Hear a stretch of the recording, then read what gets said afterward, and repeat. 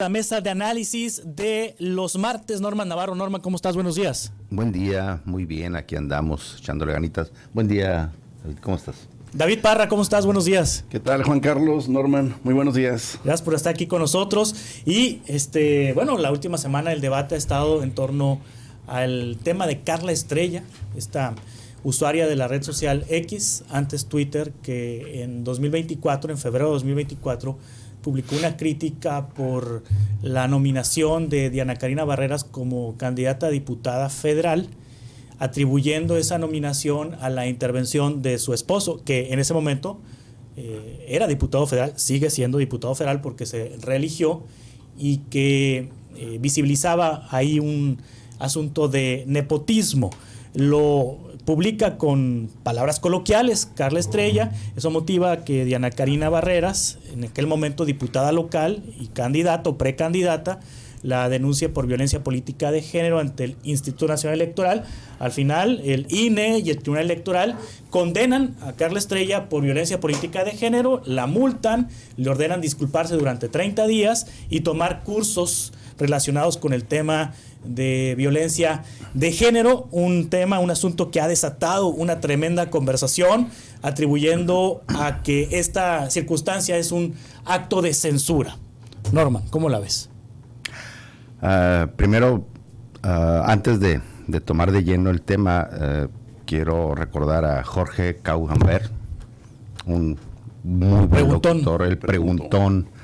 Creo que muchos niños jóvenes nos formamos en esa época, en Canal 12 local. Yo pensé que tú eras del tío Marcelo, más para atrás. También el preguntón. Mande, el tío Gamboín. El tío Gamboín también me tocó. El preguntón es más de mi generación. No, pero me tocaron los inicios ahí del preguntón, me tocó verlo. Pero a mí se me hacía curioso cómo te atrapaba el locutor local con un programa prácticamente hecho en las rodillas. No había mucha producción, había un micrófono donde otro niño contestaba, o el teléfono por donde contestaba. La Taravilla era la secretaria. Y la Taravilla era la secretaria. Saludo para la Taravilla. Ya vi una entrevista que le hizo a Jorge antes de morir. Pero yo recuerdo mucho eso. ¿Y sabes por qué lo recuerdo? Porque era prácticamente el maestro del bullying en buena onda. Sí, claro. Jorge era grandioso. Carechango. Lengua peluda. Lengua peluda. Ándale, o sea, ¿te acuerdas cómo de una u otra manera, esa generación nos reíamos con esos comentarios? ¿Y a dónde voy con esto? Es primero recordar a Jorge, darle las gracias, donde quiera que esté, porque nos metió a una generación de niños que no teníamos internet y que no teníamos Wikipedia y que no teníamos Google y menos ChatGPT y todas estas cosas. Íbamos corriendo a buscar una enciclopedia, un libro donde estuviera la respuesta correcta y buscar el libro. Nos hizo leer más de una u otra manera.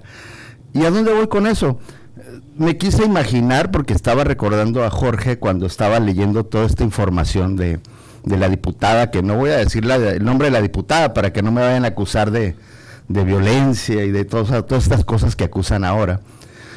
Pues lo primero que me quedé pensando es que hoy le hubiera dicho Jorge a la diputada, le hubiera dicho nariz de plastilina. porque acuérdate que esta diputada, siendo regidora en la época del Maloro, firmó y aseguró que no iba a votar a favor de la concesión del alumbrado público de Hermosillo, y terminó votando a favor, algo que después a la alcaldesa Cérida le tocó cargar con la bronca, cerrar esa concesión, y es algo que seguimos pagando todavía los hermosillenses. Digo, no se nos ha olvidado, señora diputada, que lo que hizo. ¿Qué le hubiera dicho? ¿Cabeza cuadrada? ¿Qué le hubiera dicho? Esa duda tengo, David. O sea, recordando al buen Jorge, ¿qué le hubiera dicho? Aunque en esta época creo que el pobre Jorge ya estuviera empapelado, denuncias en el INE y en el DIF y en todos los sistemas, ¿no? Porque era una época donde, aparte de que no había mucha libertad política, sí había mucha libertad ciudadana. ¿A dónde voy con esto? A mí se me hace una exageración, porque finalmente ahora sabemos más el nombre de la denunciante que de la diputada. Entonces, a veces hay cosas que son tan simples y tan sencillas en la opinión pública. Digo, de mí también hablan muchas cosas. Ya ves de repente los comentarios en Twitter, en Facebook, los comentarios que te mandan aquí, que tú lees y que a mí se me hace muy correcto que los leas, porque todos tenemos esa libertad de expresión, esa libertad de pensar y de decir, siempre y cuando seamos respetuosos. Primero respetuosos con nosotros mismos y luego respetuosos con la persona que opina. Pero ahí es donde se me hace que se le barrió a la diputada, o en un arranque de coraje, o en un arranque de asesores, que los asesores más bien parecen estorbantes que ayudantes. Le dicen, no, pues demándala. Ahora a nivel nacional está el tema, pero el problema es que el tema le está dando la razón, o la gente le está dando la razón, aunque las instituciones jurídicas le den la razón a la quejante. La opinión pública le estamos dando la razón, porque le estoy dando la razón a la denunciante, de que es una exageración lo que se hizo, y creo... A la usuaria de X, a la Carla usuaria, Estrella. a Carla Estrella. Fíjate, sí puedo decir el nombre de la usuaria, pero ya le tengo miedo a decir el nombre de la diputada. Mejor no me meto ahí, porque no vaya a ser que por andar de lengua peluda yo... Diría el preguntón, Jorge, por andar de lengua peluda aquí en la radio, pues salga empapelado también, ¿no? Fácil. Sí, es complicado. Y con una multa de 70 mil pesos, ¿no? Sí, para empezar, sí, para abrir voz. Sí. Y 30 días de disculpas, y no sé si también ponerse de rodillas en el Cerro de la Campana a las 12 del día en pleno verano y hacerle, usted disculpe.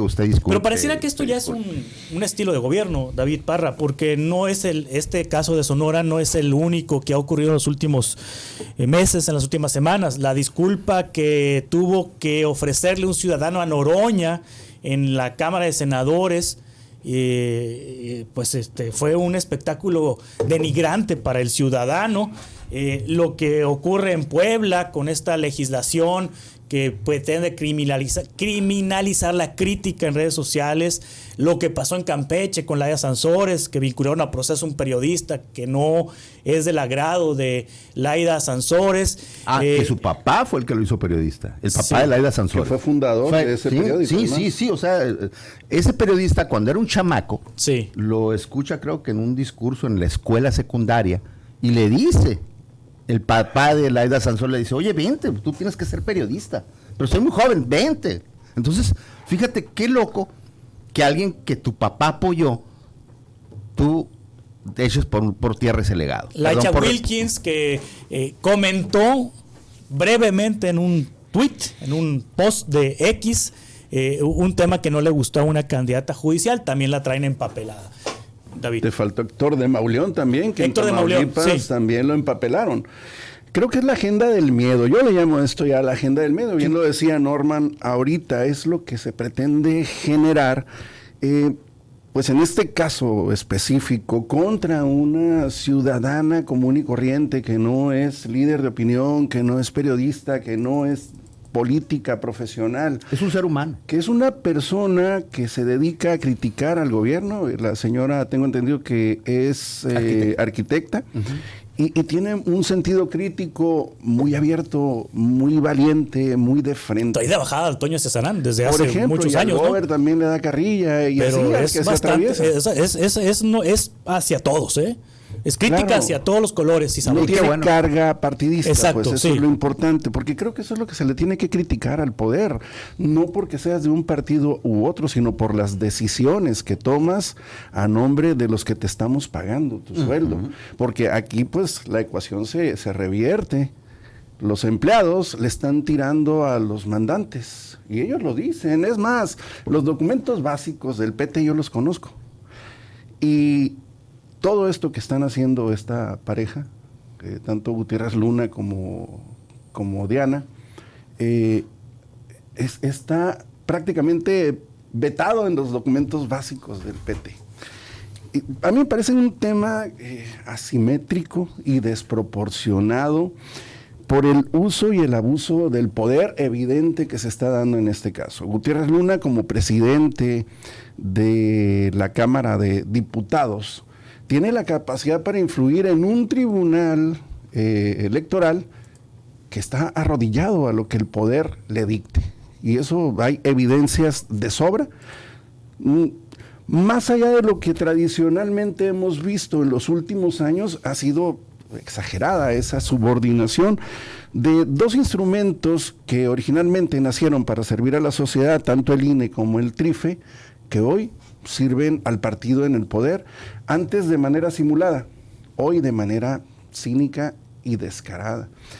Y esto también me lleva a otra parte de la reflexión por el timing que supone que esta demanda cobra, después de un año de haberse presentado por parte de la señora Barreras, que se inscribe también en la presentación de la ley censura, de la ley de regulación de medios. Ambos son diputados federales, tanto su esposo como Diana. Y curiosamente, a partir en febrero de 2025, también coincidentemente, un año después, la señora Estrella, Carla Estrella, es notificada por el INE. Y ahí empieza un proceso que se llevó de manera fast track. Ella misma dice, oye, pero de una manera vertiginosa fui notificada y empezó el proceso. Y llegamos a la sala regional, donde pues prácticamente se cobra el carácter de Santa Inquisición contra una ciudadana a la que le pone una letra escarlata. Igualito que en esos tiempos. Y yo no puedo evitar ligar esto a una agenda propia de carácter político de esta señora, que trae una pretensión, no me refiero a Carla, me refiero a Diana, que trae la pretensión de competir electoralmente. Si ustedes ven las redes sociales recientes de la diputada, pues se van a encontrar con que emprendió una campaña. Está empezando a hacerse visible y aprovechando el posicionamiento nacional que le está dando este tema en sentido negativo, que para mí pues equivale a lo que decías ahorita, a Fernández Noroña, con el caso del abogado que humilló públicamente en calidad de ciudadano, en calidad de mandante, o López Obrador con Xóchitl Gálvez, con todas las burlas que hizo, todo el abuso, el exceso de poder, el desacato a una resolución judicial que le daba derecho de réplica a Xóchitl Gálvez. Ahí lo inscribo, y entonces yo siento que lo que esta pareja decidió por allá por febrero, y presumo que gracias a la influencia que ahorita tienen en el tribunal y las demás instituciones que ya prácticamente están en la bolsa del régimen, pues activaron esto con una visión coincidente, simpática con esta ley censura, y que también les va a servir para catapultar, digámoslo así, en su campaña de posicionamiento para esta señora en su próxima pretensión, que dudo mucho que le sirva a favor.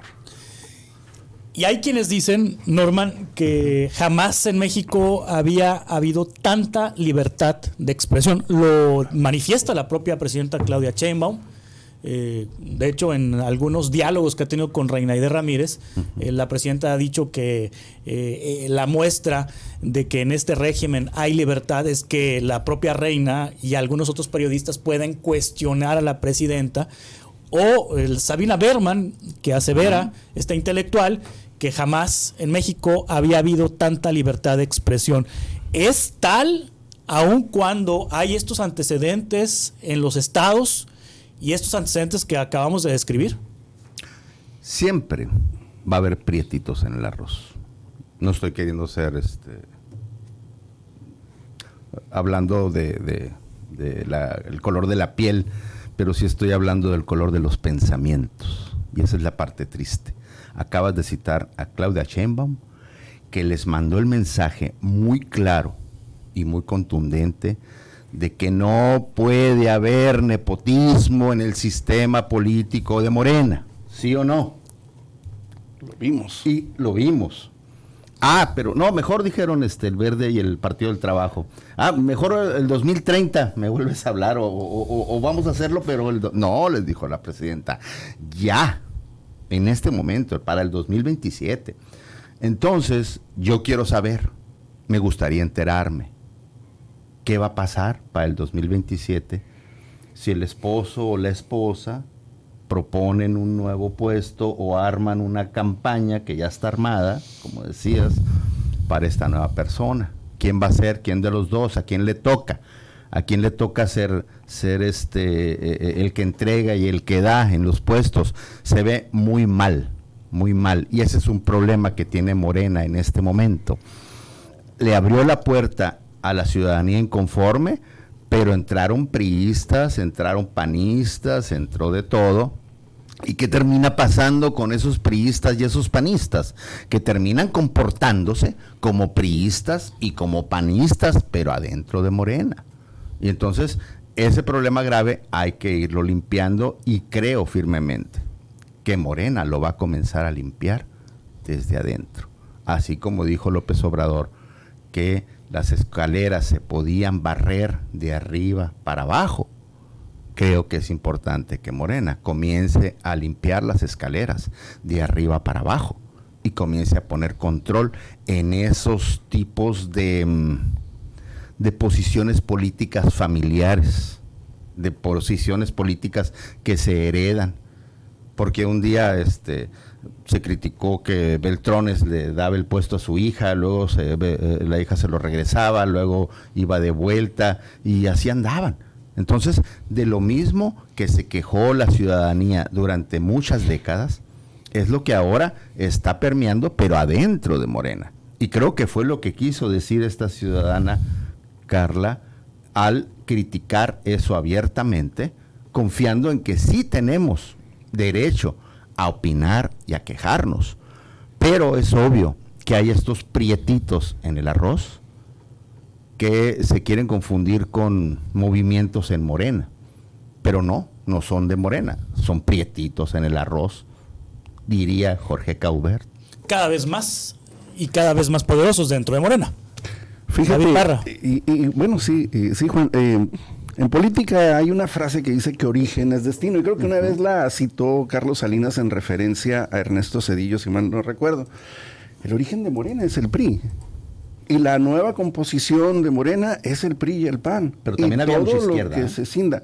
Sí, pero son los que están más relegados. Uno que otro son los que destacan. Pero desde el propio expresidente hasta prácticamente los gobernadores, y luego los gobernadores que han estado reclutando una vez que terminan su periodo y les dan embajajadas o cosas por el estilo. Entonces, había la Guardia Nacional también para las embajadas. Entonces, bueno, pues ese es el asunto, orígenes, destino. Ellos son básicamente, ahí hay una nueva versión del PRI y del PAN, que por más que la nieguen, pues es más que evidente. Y para ejemplo, pues tanto Diana como Gutiérrez Luna por eso vienen del PAN. Por eso. Pero yo recuerdo un incidente que tuvo la presidenta con un periodista en Oaxaca, que el periodista le hizo preguntas que me parecieron a mí respetuosas y sobre la coyuntura. Y la presidenta reaccionó, en lugar de dar alguna respuesta a esas preguntas, le dijo: esta entrevista es muy violenta. Y bueno, quedó ahí inscrito, ¿no?, dentro de la campaña, que retrata a alguien cercano al autoritarismo o que está identificado con el autoritarismo. Porque yo te digo una cosa, una palabra suya sanaría esta rabia que de repente se está soltando en diferentes estados, que pareciera algo que no es fortuito, que se detona a partir de la oposición a la ley censura y que está colocando al país en una agenda autoritaria. Por más que diga la presidenta que ella respeta la libertad de expresión, yo no dejo de ver cómo utilizan, y lo voy a decir así, a Reina Aide en coyunturas donde vale la pena distraer la atención y mandar el mensaje de que hay tolerancia, pero solo tienes que ver la composición de la mayor parte de los periodistas que participan en la mañanera y cómo se define cada uno, y te vas a dar cuenta que esa tolerancia y esa inclusión, ese respeto a la diversidad en la opinión no existe, por lo menos en ese espacio. Hasta le cantaron las mañanitas hoy a la presidenta. Hoy le canta, ¿no? Fíjate que hasta dónde los llegan los desfiguros. le cantaron las mañanitas. A López Obrador lo despidieron también, así, cantándole y celebrando, cuando la sobriedad, y pues ustedes son periodistas, la sobriedad es parte de la definición del periodista, el desapego a la parte en la que te vuelves militante, porque en el momento en que empiezas a sacar la matraca y tratar de defender a ultranza lo indefendible, pues ya dejaste de ser periodista y te conviertes en un activista, en un promotor, en un propagandista. Finalmente yo diría, la presidenta tendría que incluir en su decálogo, el que le presentó a sus correligionarios hace poco, el no agredir al mandante. Creo que eso se debe incluir como el 11º mandamiento de la presidenta Sheinbaum, pero en el balance coincido con lo que dice Norman. Carla gana. Carla gana porque exhibió al sistema en su justa dimensión. Pone al TRIFE y al INE exactamente como lo hemos estado viendo quienes criticamos y estamos atentos al devenir social. Desnudó a esta pareja de legisladores porque simple y sencillamente esa respuesta de las instituciones no se da de esa manera, vertiginosa. No cumple por lo regular con el postulado constitucional de la justicia pronta y expedita, pero además está exhibiendo la poca credibilidad que le podemos acreditar en estos momentos a las instituciones electorales que se atrevieron a castigar un mensaje bien hecho, que no agrede en sentido alguno a nadie y que hace una insinuación de algo que por vía de hechos es hasta comprobable, porque ustedes recordarán todo el lío que traía, por ejemplo, Célida López, a quien ha recibido unas críticas, ahí sí, tremendas, directas y abiertas, que no reacciona ante cosas como estas. ¿Por qué? Pues porque es una política de estatura, de buen nivel, y aguanta vara, y también las devuelve. Pero en cambio, Karina, díganme qué trayectoria tiene. Tú mencionabas el incidente de... Es más famoso el incidente de lo del asunto de la luz.